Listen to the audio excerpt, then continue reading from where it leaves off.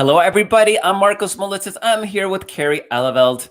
This is Daily Kos' The Brief, our weekly show about politics. Today, we're going to be talking about abortion.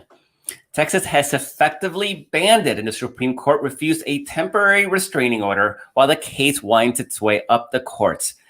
As last week's guest, the nation's Elie and Mystal, argued Roe v. Wade has effectively been overturned, and Republican states around the country will soon follow Texas' lead with their own effective bans. If the Supreme Court ultimately ratifies that ban, as expected, and probably next year, the only recourse will be electoral.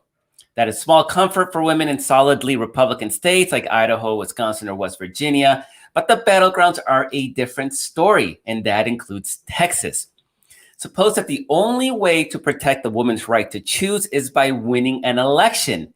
In that case, there would be renewed participatory interest from single women and young voters, groups that have historically suffered from poor voter turnout. Today's guest at the top of the hour will be Jody Hicks. She is president and CEO of Planned Parenthood California. We will ask her about how she thinks the Texas abortion law affected the California recall election, which is happening right now, but voting has been going on for a month now. She has been campaigning for Governor Gavin Newsom. Has she noticed a difference on the ground? Is she seeing heightened urgency among voters? How does she think the issue has resonated nationally from her vantage point? Will it play a pivotal role in the 2022 midterms? The Supreme Court is expected to rule on a Mississippi abortion ban before next week's November election, inevitably thrusting the issue front and center in the final months of the campaigns. Definitely looking, Carrie, to have that conversation. It's actually a fascinating one, trying to find a silver lining to what is just absolutely horrifying news for women and their ability to make decisions with their doctors. Right. So can I interrupt you go ahead. For a programming note, or not really a programming note, but maybe a PSA, depending on what your viewpoint is. If you're a California voter right now and you've gotten a ballot, and if you haven't returned it, there's still time to do it. And you don't have to vote on a bunch of ballot measures. It's not confusing. All you have to do is say you're against the recall of Gavin Newsom. It's like one check, basically, your signature, and you can still put it today in the ballot box and it will be counted. I just wanted to say that just in case we had viewers, which seem unlikely, that haven't voted yet in California. But so, Carrie, you've been writing a lot about employee mandates and other sort of government mandates for people to get the vaccine. It certainly became an issue in the California recall. I don't think anybody's mind was changed. The big battle here in California was getting Democrats to actually turn in their ballots. And it seems that the issue of vaccine mandates may have spurred increased interest amongst Democrats in California. Of course, California is a blue state. It's a state that has always taken the pandemic seriously, and therefore its death rate per 1,000 people is far lower than that of like a Florida or a Texas, Republican states that have flaunted, any kind of protection. Which, by the way, those are the three biggest states in the nation, right? So there's a big difference between what's happening in California and what's happening in Texas and Florida, where the government is so focused on how many people are dying that they're ordering, I think in both states have ordered more mobile morgues in order because they're more focused on the fact that more people are going to die than they are on trying to prevent those deaths. Anyways, it just was like amazing to me if you compare the difference between what Newsom has done in California versus DeSantis and Abbott in Florida and Texas. Yeah, as much as Republicans like DeSantis and Abbott talk about freedom, I would assume that the biggest freedom is that of not being in an ER, intubated on life support, Right. suffering through the horrors of this disease. This is not a disease where you go quietly into the night. It's horrifically painful. It's an agonizing death. They have to pump patients full of morphine just to sedate them to the level where they're not trying to rip out tubes from all over their bodies. I mean, this is a devastating disease, and I will never understand how it became a culture war issue. But Carrie, you've been writing a lot about this, and there has been polling on the issue, right? And so what have the polls been telling us about the public's reaction to vaccine mandates? Well, overall, the polls tell us, and we just had a new one out of Politico Morning Consult yesterday that took place after Biden announced these new sort of aggressive, this vaccine push, right?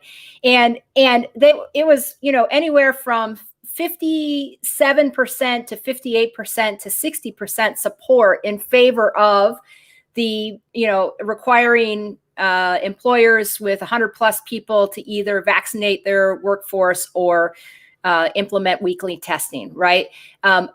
Other mandates, the healthcare workers, most U.S. healthcare workers now have to get vaccinated, and there's no opt-out there. And that had like 57, 58, that actually had 60% support. I'm just recalling in my head. That was high. People are like, healthcare workers, listen, I don't want you working on me if you haven't been vaccinated. So that was 60%. They didn't care about the fact that there was no opt-out.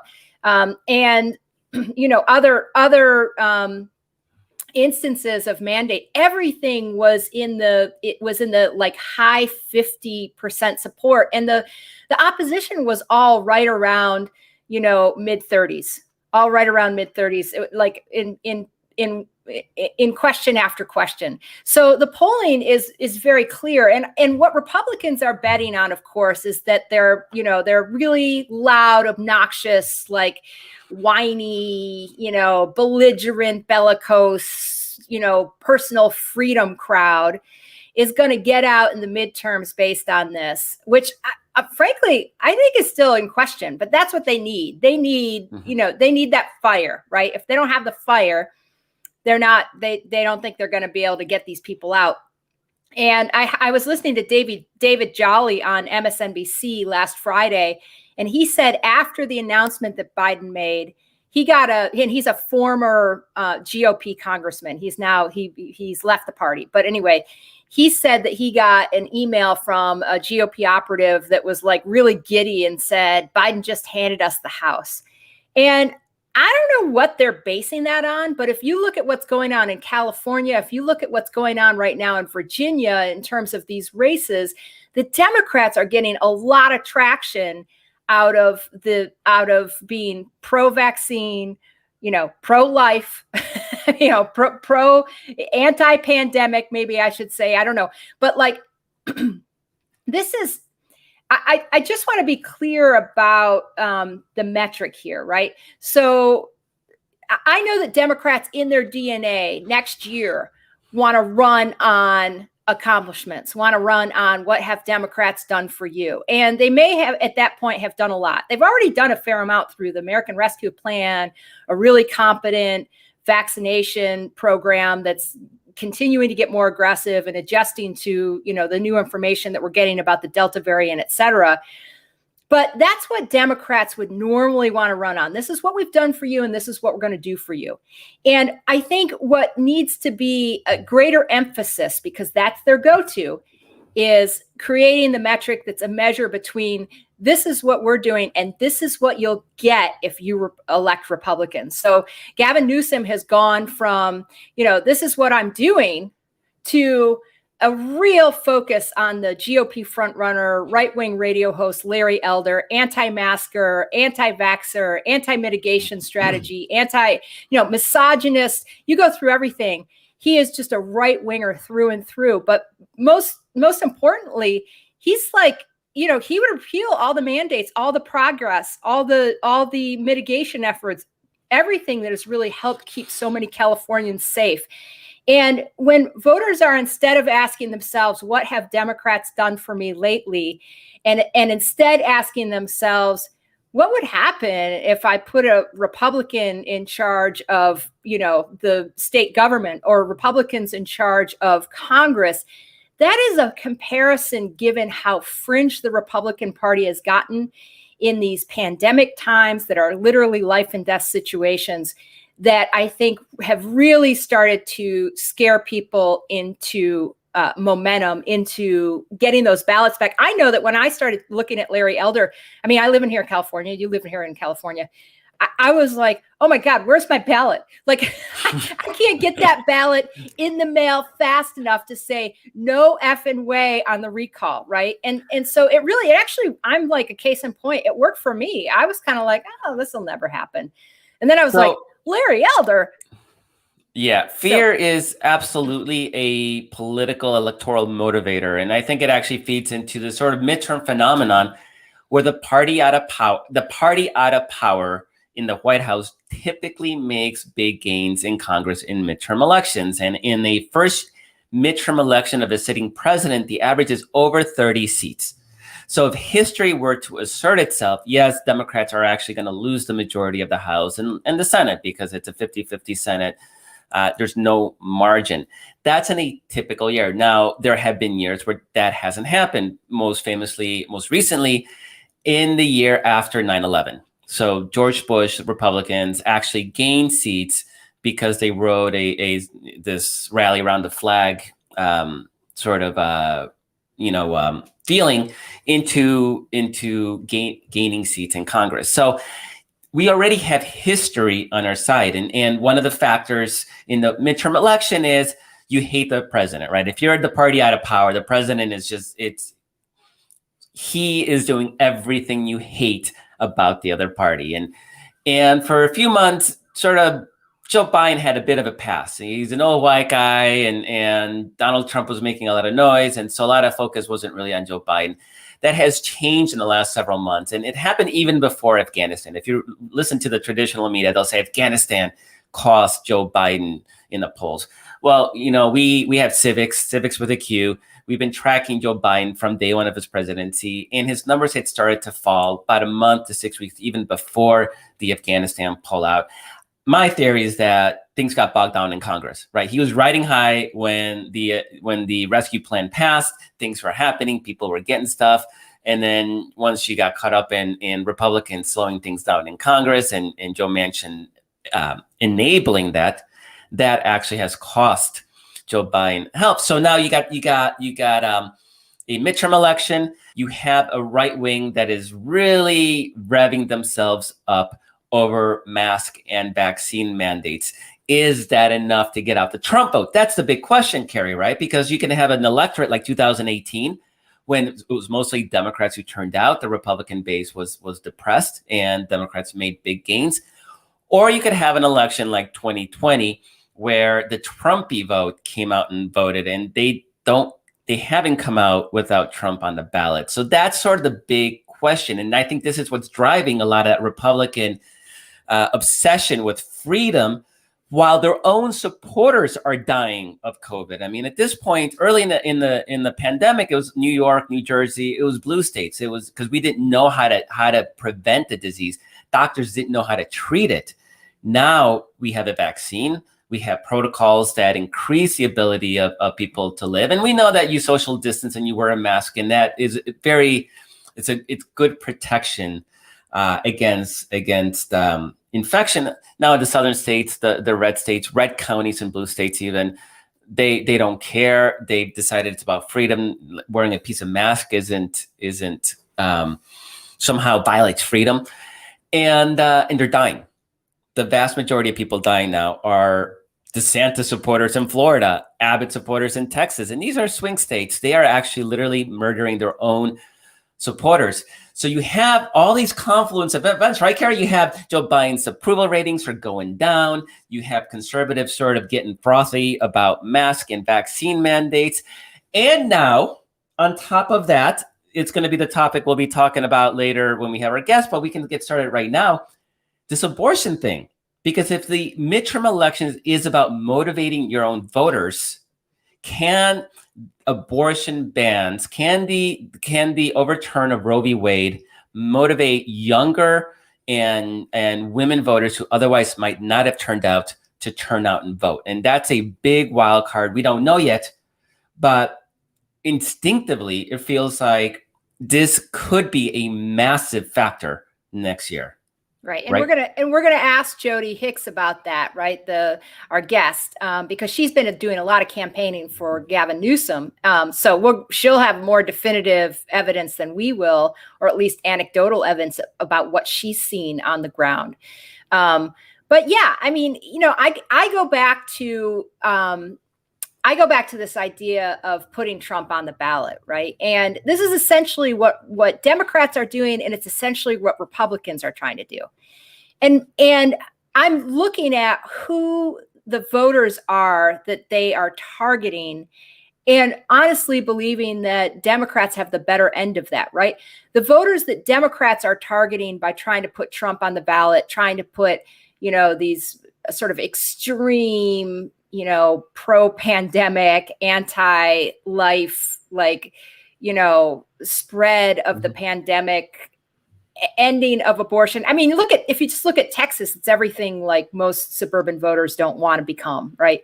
An electrical grid that doesn't function, a legal end to abortion, so everything's happening in back alleys, and you have to go out of state, and then of course, like not protecting kids in schools because you're trying to prohibit mask mandates statewide and not making a big vaccination push.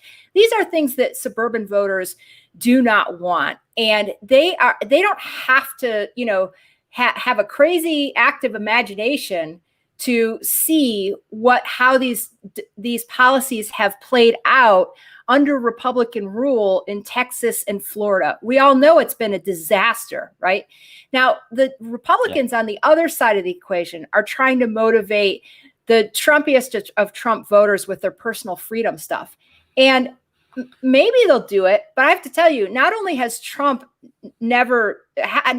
these voters not ever really shown up when Trump isn't on the ticket, even when Trump has tried to put himself on the ticket, he's gone to places, he's campaigned in places like, Kansas and Louisiana in 2018, 2019, and said, oh my gosh, it will be so embarrassing for me if you don't show up. You should vote like I'm on the ticket. I mean, these are things that he basically said, not exactly word for word, but damn close.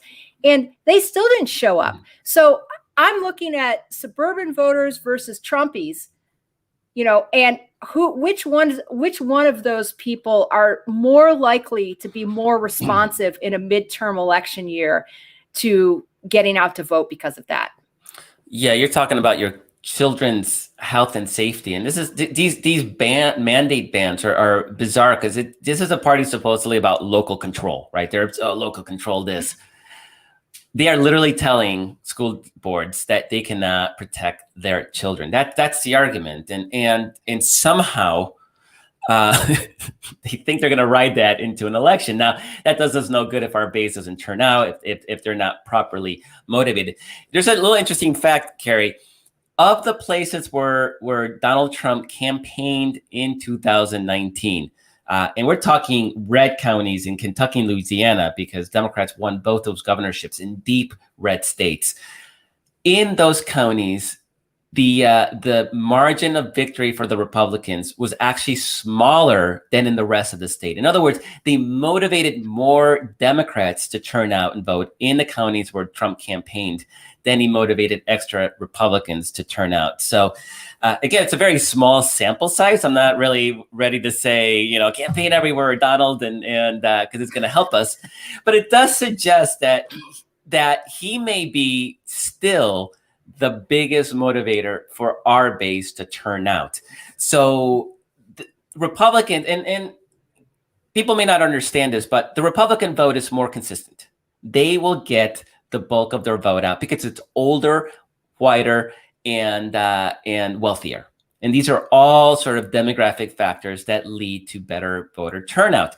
Our base is more Black, more brown, younger, and those are lower, comparatively speaking, lower turnout, right? So in a presidential year, it's easier to get that vote out. In a midterm election, it's a lot harder.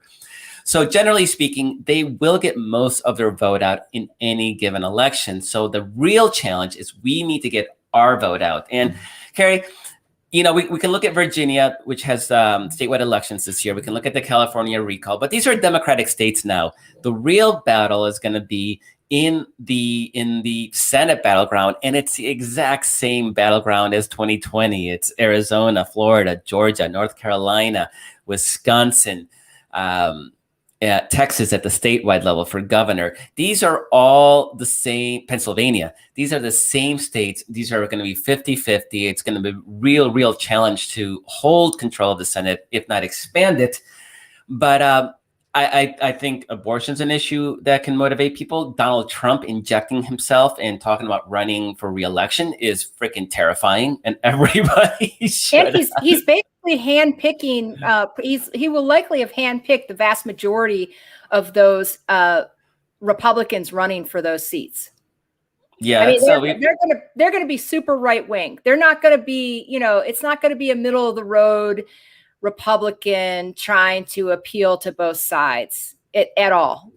No, we just saw this in California right now. There's right. Kevin Faulconer, who's the mayor of San Diego, a Republican, very moderate. Republicans had California Republicans, if they had a functioning state party and a strategic bone, one cell of strategy in their brain, they would have really coalesced around Faulconer, and it could have been a lot messier. But instead, because we live in the era of the Trump Republican Party, the candidate that got all the attention was Larry Elder, he was a right wing wacko, Trumpist wacko, and it made it a lot easier. Like you said earlier, like once you saw him starting to rise up and becoming that Republican alternative, you're extra motivated to turn out and vote, right? Where's that ballot? Give me that ballot. I want to sign it. XX. Let's keep Gavin Newsom in, and it's not that I'm fine with Gavin Newsom, but it's not like I grew any more fond of Gavin Newsom over the course of the last month. It's that I looked at Larry Elder and said, oh, crap. Are you kidding me? I mean, So let's be honest. You were going to vote anyway, right? I mean, this is your job. You're a political aware person, but that extra level of that feeling of like, I gotta vote. Like when you start looking at people that are less engaged politically, that's the feeling you want to have them feeling that urgency to participate. And so in California, by all indications, it should look like Gavin Newsom should survive the recall fairly easily. But in these really tight battlegrounds next year, it becomes a bigger issue. Like, if you're a 50-50 state, their base is already more motivated to turn out. How do we get ours to be more engaged? And you're right. Donald Trump is making sure that he's putting Larry Elders on the ballot in all these key Senate races that should also help motivate our base to turn out and vote. I mean, look at Glenn Youngkin, in Virginia, who's running against, he's the Republican running against Terry McAuliffe. And he is for governor in Virginia. And that's happening this November, right? Yeah. And Glenn Youngkin really wanted to run as this pro-business guy, but he's been so boxed in by all these fringe GOP policies. I mean, the Terry McAuliffe ad that I looked at over the weekend had, this is approved by Terry McAuliffe. And then it went straight to Glenn Youngkin saying himself, President Trump is so much of the reason why I'm running. It's like, oh yeah, in case you have forgotten, right? I'm running. I mean, my opponent is running because of President Trump. And just the immediate tie before it went into all this like Glenn Youngkin anti-vax, anti-mandate stuff, right? So anyway, and the other thing, go ahead. Well, I just want to mention one thing too, is that while Republicans are trying to turn out their base, they're already trumpeting the idea that there's going to be all kinds of fraud and stuff. And Larry Elder already has a website up and has retweeted websites that are claiming that there's already been fraud found in the California election. So at the same time that they're trying to motivate their base to get out, they're doing the same thing that Trump did in Georgia, right? With the Senate elections there, the special elections, or the runoffs really is what they were. That they're trying to get their base out, and the message at the same time, the conflicting message is your vote will never count because there's too much fraud anyway. Yeah, no, they're suppressing their own vote, and it'll be really interesting to see what that election day turnout is for Republicans here in California, because we may have further evidence, because Trump ain't going to help himself. He's going to do the exact same thing next year during those midterm elections. So that could be a little bit of a surprise bonus to help Democratic chances. The other thing I was going to say, Carrie, is our guest is ready to come on, so I'm about to call her in. But one of the videos in that Virginia governor's race that was secretly recorded was that Republican candidate talking about abortion and saying how he wanted to overturn abortion. He wasn't saying this publicly, but it was to who we thought was a supporter. He said that privately. So the issue is going to have salience. It's going to be important. And I actually think that was the first real hit this Republican candidate took in that Virginia race. It sort of finally said, like, wait, no, this guy's not a pro-business Republican. This guy is a Trump extremist. So yeah, and he was saying, I can't beat this on the campaign trail, right? I can't beat this drum, this anti-abortion drum on the campaign trail, but just wait until I get in power. I mean, that was basically exactly what he said. Just wait until I get in power, and then blah, blah, blah. Anyway, sorry, go ahead. So this issue is going to be on the ballot, particularly since the Supreme Court is going to force the issue. So to talk about that is Jody Hicks. She is the president and CEO of Planned Parenthood California. Oh, I love your background, Jody. Jody, thank you so much for joining us. Thank you so much for having me. So, Carrie, you had some really good ideas on how to start off this interview. So I'm gonna let you kick things off. Everyone, I have the occasional good idea, and I like to get in there when I do. No, I mean, we're obviously going to talk to you about the politics of this, but I also was reading an article before you came on, just talking about the human cost of this Texas abortion law. And I know that, Planned Parenthood California is literally dealing with the fallout from that. Scheduling services for people, things like that. I just wish you would start out by talking a little bit about what the women of Texas are experiencing and how you're, that sort of reverberating right here in California for you and your organization. Yeah, thank you for that. I mean, I can't say enough personally from an organization how much our hearts go out to the people in Texas, the providers there that are just heartbroken and still trying to do everything that they can. I was talking with the CEO from Texas last week, and you can see the heartbreak in their eyes because they know what this means. And it's what it always means when there's a barrier to care, especially a sensitive and timely service like reproductive health care, which is some people will find a way. Abortion doesn't go away because you pass a law. It just doesn't. And so some people will be able to find a way to get those services, and then disproportionately that will affect low-income people, generally a lot of people of color, as they try and navigate an already complicated public health system. And it's been a week and a half, 2 weeks, I don't know, it's exhausting. But we're already hearing the stories of, it's a 6-week ban. People don't know, unless they know their bodies really well, generally till 4.5, 5 weeks. And then you have to navigate and try and find an appointment. And we have young people who have never been out of the state of Texas. And now they have this important service and decisions to make, and they have to navigate a health system and travel. And it's hard, it's cruel. And I think it's meant to be cruel. And, it's certainly woken us all up to the conversation, but really we're just heartbroken. We really are. And mad, but sad as well. Yeah. Now you're right about, I don't know when that decision happened, because it feels, I think it's been so much negative news that you sort of even lose track of time. It feels like it's been forever that we've been having this fight, and the broader fight obviously almost has been forever. Mm-hmm. Is Planned Parenthood, so you're talking about a lot of low-income women are affected. Are they on their own financially in having to navigate out of the state in order to get the services that they need? Or does Planned Parenthood have some way to help these women out as well? Yeah, luckily there's a lot of nonprofit organizations that help with that abortion navigation. And there's funds that will help people travel, but we're still working through all the logistics of it because it is new. But I will tell you, I mean, in California, we're already seeing clear from Texas. So you can imagine the border states and how they're impacted. But for California, we're seeing 2 to 3 patients a day since that decision happened.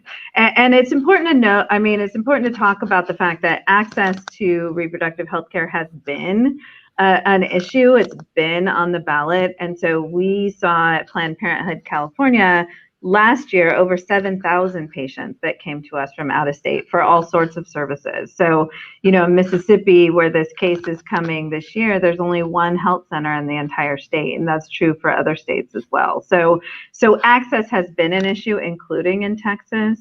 And the legal barriers is just sort of that last nail in the coffin for people trying to navigate and get healthcare services that they deserve. And, you know, it's just, we know it changes the trajectory of your future and your life to be able to make decisions for yourself and your family and all of those things. So we are working round the clock on what we need to do to prepare for this next year. I just can't imagine what it would be like to be a young woman, you know, without a lot of resources trying to navigate that system, you know, and it just feels very unimaginable. And so, I do wonder then in that context, you know, as you've been sort of going around the country, helping to make sure that we don't end up with someone, you know, like Greg Abbott running the country, you know, and just let's explain to people too that don't understand the recall here. If Gavin Newsom doesn't breach 50%, right, then whoever gets the next most votes, which could be something like 38% or could be 19%. Who knows? There's like 40 something people on the ballot. Yep. That person will become governor. They could get a whole lot less votes than Gavin Newsom, and then they would still become the governor. But anyway, so back to you though, you've been going around the state, you know, campaigning in certain instances for Governor Newsom. And I wonder what you have found specifically in the last several weeks as the gravity of the Texas law sort of settled in and people started to understand what Larry Elder represented. Has it motivated, in your opinion? Absolutely. I mean, absolutely. You can see from that LA Times article that came out, the days are so long. Was that 6 weeks ago, 5 weeks ago? I don't know. Yep. But from the time that LA Times article came out to now, I mean, it's been like a 20-point swing. And I think there was a moment, you know, the recall is weird. Like you get a ballot, but is it real? It's confusing. Do I have to, if I kind of am okay with the governor, do I have to actually do something? And I think that when the polling came out, that was probably real polling. It was sort of half and half. It was neck and neck, and people were sort of unclear on the gravity of it. And then folks like our organization started really sounding the alarm on, no, this is real. Your inaction is a vote. And we could have, as you suggested, someone with a very small percentage of the will of Californians becoming our next leader. And that person that was ahead in the polls was just polar opposite of the values of most people in California, and really just alarming. And then he kept talking, which was also amazing. So that was sort of a little bit of a gift as well, that he decided to go with it and keep speaking. Where exactly does Larry Elder stand on the abortion issue? What has he talked about it much, or what? Yeah, he has. So it's funny, you know, a lot of the candidates are saying that, you know, it's a Democratic majority. I don't need to comment on that, even though we know some of them have voting records. We know where they are. He said that Roe v. Wade was the worst decision to come out of the Supreme Court. And then he tried to follow it up with, but it's not top of mind. But then a very prominent anti-abortion activist tweeted out that he promised her that he would defund organizations like Planned Parenthood. He would appoint judges that were anti-abortion. So he, you know, doubled down on the issue, despite the fact that over 70% of people in California believe that abortion should be safe and legal. So I think it drastically turned the conversation, including things like climate change and, all sorts of things where he's against our values, gun control, a lot of issues that are important to Californians. Yeah, it seems it followed a similar trajectory in Virginia, where there's this sort of blasé, like, are we really thinking about politics? We just got through 2020. Can we get a break, please? Whatever, Gavin, he's okay. I'm not going to really think about it. And then in both states, the abortion issue seemed like to be like the first big wake up call. And I know Governor Newsom tried to talk about his accomplishments in his first, couple months.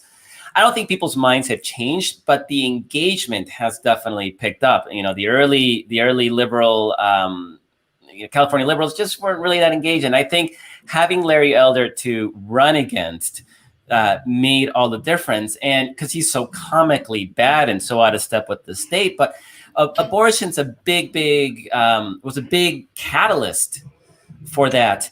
Can we see that same effect in some of the battlegrounds, including, and I know you're not in Texas, but do you get a sense of how this is playing nationally in battlegrounds like Texas and Pennsylvania, Wisconsin, and so on? I don't know specifically in Texas. I think it'll be interesting as it's sort of it's a bit of and even for me, it's been a bit of a slow burn. I mean, I am 50 years old.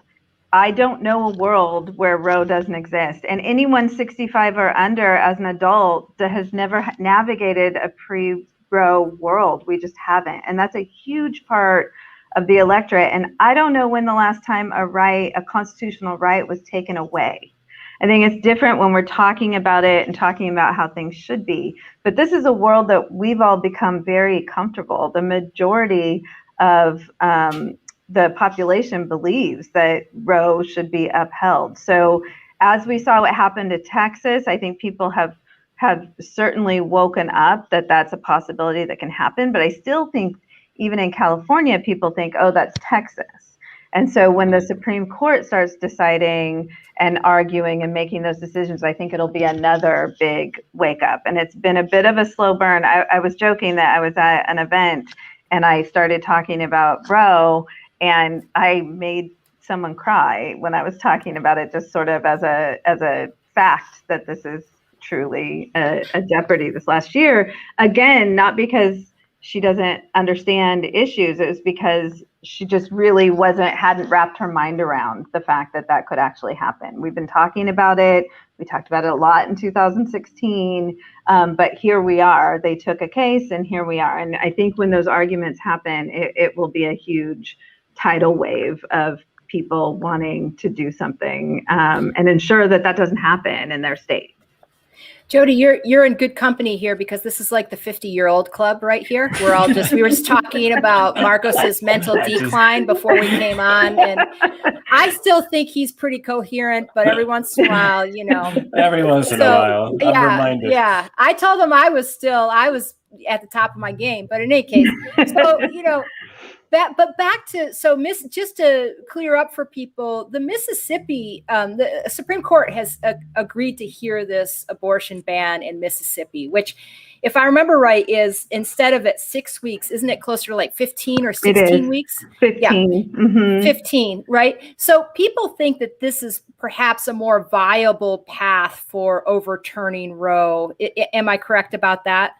Yeah, I mean, I think once they took a case, it sort of sent a signal. I mean, that you can look at the makeup of the Supreme Court, and if they're taking a case and ruling on it, that there's a lot of different avenues, and I think people have legal opinions on what could be worse or worst case scenario, and maybe something we can navigate. But it wasn't great when they decided to take the case in the first place. And I think then the other signal, obviously, is what happened in Texas. And I think what people are confused about is that they passed a law. So there's sort of this like, well, we would never do that here. But a lot of states have passed laws. They're just unconstitutional. And they don't go into effect because they're unconstitutional. And Texas is not different. That law is unconstitutional. But the way that they wrote it, instead of having a state enforcement, they basically deputized all the citizens anywhere that they could sue someone if they were to aid and abet anyone for getting an abortion. And what the Supreme Court did was just really look the other way and said, well, it's not we can't stop the state from enforcing it, but we don't have any jurisdiction on people suing, so we're just letting it happen. So we're and we did talk about that law in detail last week. It's vigilante justice. It is a horrible law, and if we're going to make laws like that on a broader set of issues, we're just going to devolve into a society of lawlessness where neighbors are spying on neighbors. Completely. I'm going to turn somebody over for owning a gun. Let's see how quickly the Supreme Court lets that one stay up. Jumps into that one, right? Yeah. So. But do you have any idea? I mean, I'm just wrapping my mind around what overturning Roe would mean and the patchwork then of states, right? Who there would be some states that would have abortion, some states that wouldn't.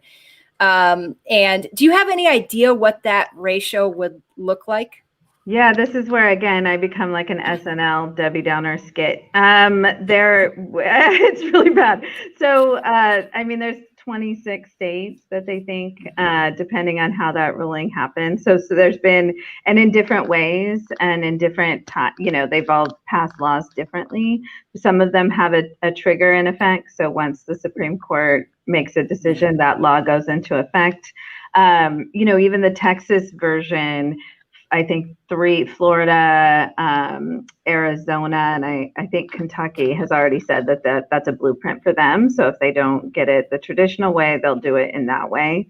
So it's, it's a chunk of the country. And I think, I know Planned Parenthood and there's other providers and certainly a lot of nonprofit navigators where we're all trying to grapple on what that kind of network, what that will look like for patients and trying to get services. So here's a question. I wonder if this, there's a lot of talk about whether this is the dog that caught the wheel, right? Caught the car. We know that the evangelical base of the Republican Party really cares about this issue. They'll vote on it, and they vote on it every year.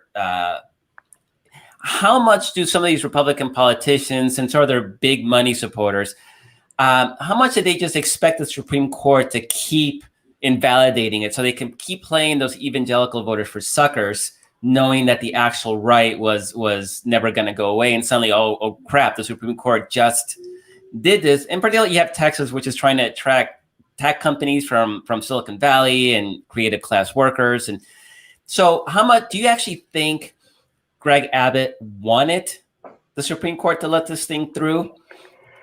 Is there real conviction there? I mean, I would have to. I don't know which way I feel better about it, to be honest. If it's, I don't know. But they defunded groups like Planned Parenthood prior. They knew what the outcomes are when you do things like that. They know that, and you can look at Mississippi, how dangerous it is just to give birth in a state where they don't put any resources to reproductive and sexual health care, both preventive and taking care of public health. And when you won't expand groups like or programs like Medicaid, that what the outcomes are. I mean, they have that, and it's very plain and simple for Texas what the maternal mortality outcomes have been since they've defunded Planned Parenthood and not expanded Medicaid, and they seem to keep pushing that envelope anyway. So I don't know if I feel better if they were doing that because of some sort of conviction, or if they really just don't care enough that they're allowing to let people die. So that they can continue to get support from a small, loud group of folks. But it's awful. Yeah. We had, I'm going to switch just a little bit to a different, same topic, but little different angle on it. We had Elie Mystal from The Nation on last week, their justice correspondent. And at the time he was apoplectic over the White House's, what he considered, or the DOJ's really, faltering response to the Texas law. Now, if the Supreme Court ultimately overturns Roe, in, for instance, next year's Mississippi case, I don't know how much the federal government can do. I have no idea. But since then, they have brought forth this lawsuit in Texas, right? The Justice Department filed a lawsuit suing Texas over this law. How are you guys viewing that? Do you think that the Biden administration is doing what they can? Are there more things that you would like to see, more aggressive action? We're open to any creative ideas you have. So if there's something that you don't think is getting worth enough time, please feel free to share it with us here. Yeah, I think everybody was sort of, the way that they wrote that law was really clever. I think how the Supreme Court decided to look the other way was also clever. I think everybody is, again, trying to figure out the right avenue to stop what really people have been working on for a very, very long time, diligently. As you pointed out, that their side has been working on the courts and this issue. But I think someone said this to me, and I have to believe it to be true, that while we've had this constitutional right, we have never taken care of the issue of access. We have never really grappled with talking about removing abortion stigma, talking about that people need services, how they get them, that insurance coverage, and all the other barriers that exist for somebody being able to just go to a doctor's office and get services. And so if we're talking about it in that way, there is a bill going through Congress. They're going to have issues in the Senate. We know that. So I think if there's pressure to be put on our policymakers to let them know that this is a galvanizing issue for us as well, that we're going to vote on this issue too, that we're not going to let the Supreme Court make a decision that's going to harm this many millions of people in the country without doing something in response. That's the message we need to send, and that's what we need to do. They're going to have to take action. They haven't had to at the congressional and Senate level, and they're just going to have to now.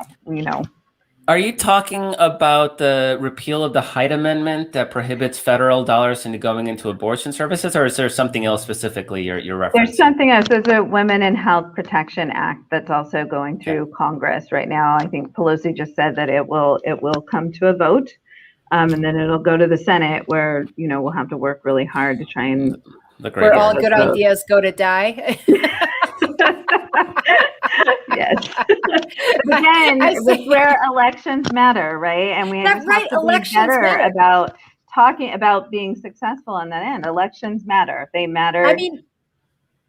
This is where this is going to be on the ballot next year, right? It's not just the Supreme Court.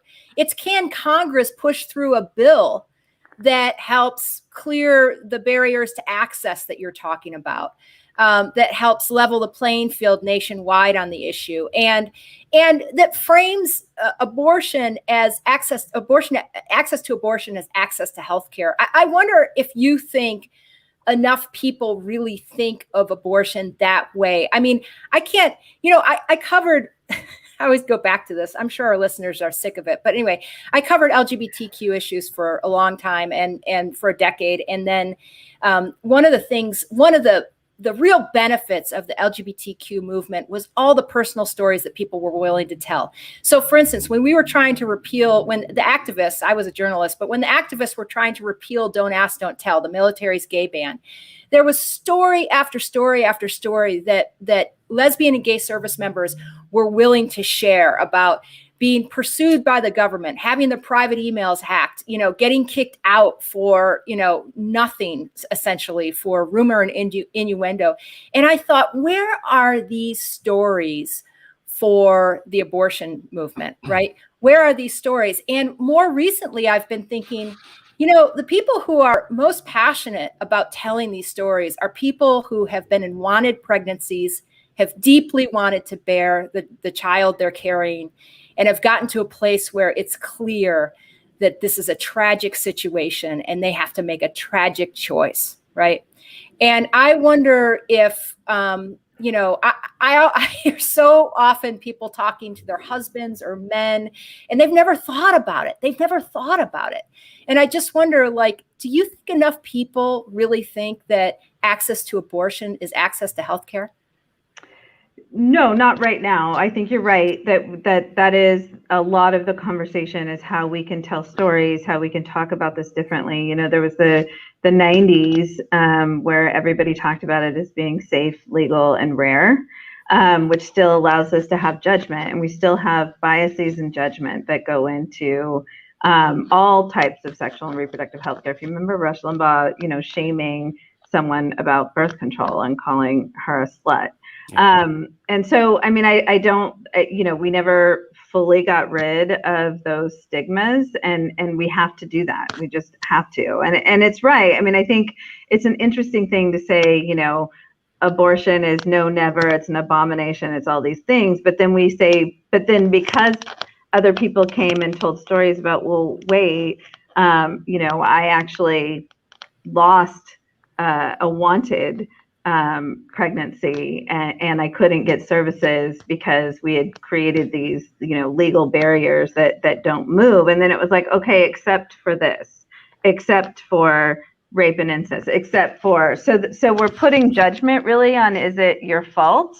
And if it is, then no. And if we, you know, and then it's not talking about it in terms of healthcare and decisions for what's best for your health, whatever that reason is. And that's really what it is. You're making a decision based on your body, your health, your future, your family, all of the things, just like you do for any other healthcare service. And that's how we should be treating it. And those are the conversations. That's the movement we need to have, where we're not just not talking about it for 50 years and depending on a right that can go away. So Republicans need personal freedom to not mask, but there's no personal freedom around healthcare issues for women's bodies. Anyway, right. So that are not contagious. The last I checked. Right. So I know we're in the first few weeks of this post-Roe world. So I know it's really early, and but I have a 14-year-old daughter, and I see she's been posting these TikToks on her Instagram of young women sort of, you know, talking about Roe v. Wade and talking about what's happening in Texas, and just getting, you know, really riled up and getting their followers riled up. And so to me, that's sort of a little spark of hope, right? Ray of light that young people using their social media outlet platform are engaging on the issue and pulling in, you know, girls like my daughter, but also ones that can vote next year and can, you know, maybe become politically active. So again, this is really early, but have you noticed on your end of things, maybe in your membership or rallies, has there been any movement with younger women, and not just women, but younger people engaged on the issue? Because I see this little slice of social media. I wonder if you're seeing it in the real world yet. Yeah, I mean, definitely. And I think where the change will be, again, is how we talk about it without stigma. And it's funny, I have a 12-year-old, and her friends were saying the word abortion, and abortion is important. And even I'm not all the way used to that with someone, you know, in 6th grade to be talking about abortion, but they do, which is great. And I think it's important, and that will be sort of the change. I also heard from a young person who was in their 20s who said to me, you know, there's a lot of talk about this next generation is going to be the hope, it's going to be the change.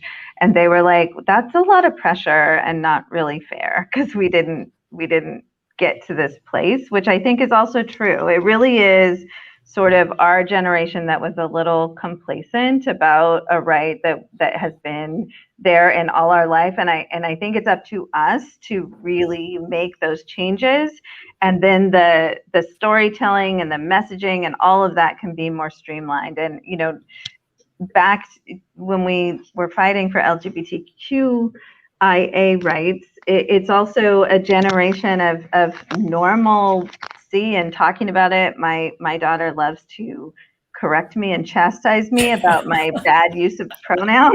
It's her favorite thing to do.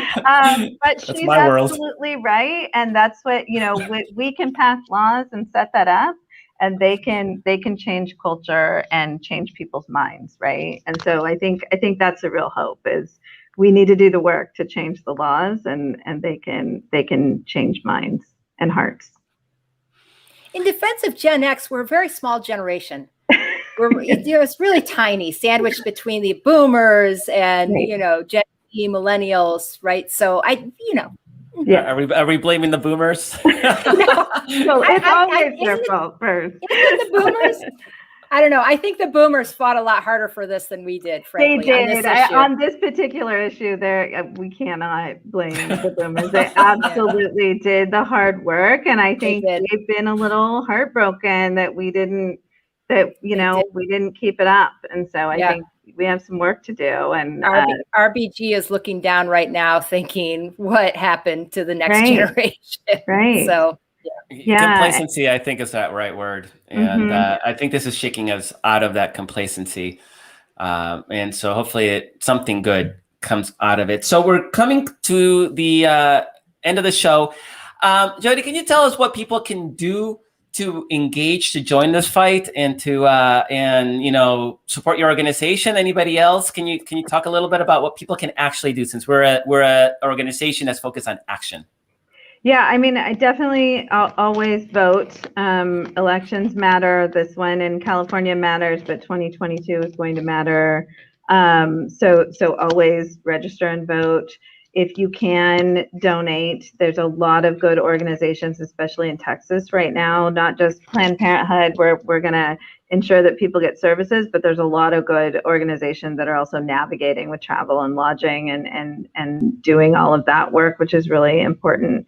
So if you can donate, and then I think, if you can tell a story, that it is the beauty of a generation of social media and outlets like this, and that's how we're going to change people's minds on this, is telling stories, talking about reproductive and sexual health as a normal part of healthcare, and not having it be something that can be overlooked anymore.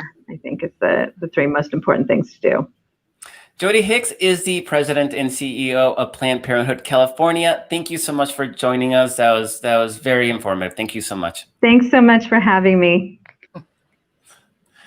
Carrie, that was a very good conversation, and the piece that really stuck out to me was the idea of stigma, of destigmatizing, and it was a big factor, I think, in the fight for equality that you chronicled as a journalist.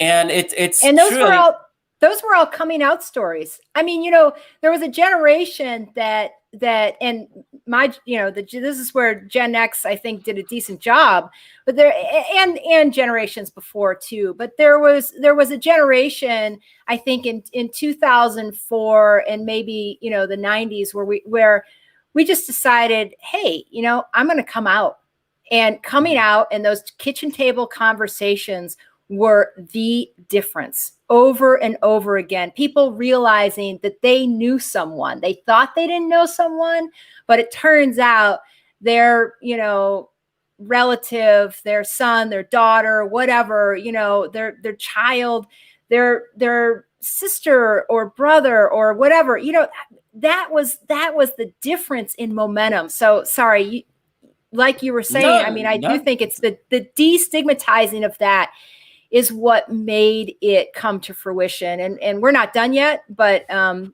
No, and the way she framed it as her 6th grade daughter talking about abortion, just talk about the word abortion, when our political generation really created all sorts of euphemisms for it, right? I mean, choice being the big one, right? But for choice, or there's this whole decade where I don't approve of abortion, but a woman should have a right to make her own decision, right? Like there was always this couching and this stigma attaching, right? Like, because by saying I don't approve of it, you're creating a stigma, whether you agree in the right to choose or not.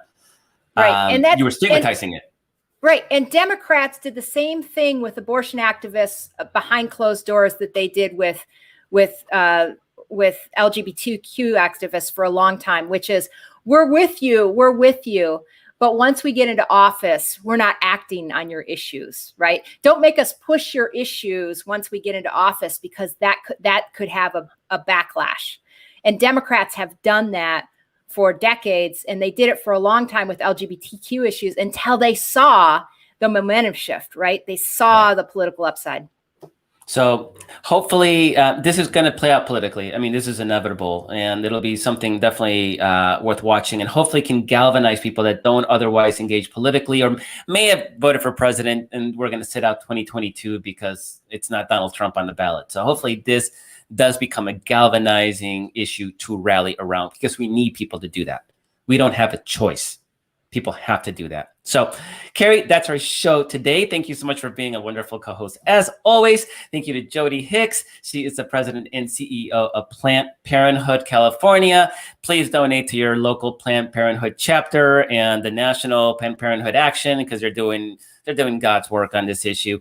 Thanks to Walter Einenkel for producing the show. Thank you, our viewers, for joining us. We air every Tuesday at 1:30 Pacific, 4:30 Eastern. Thank you so much. See you next week.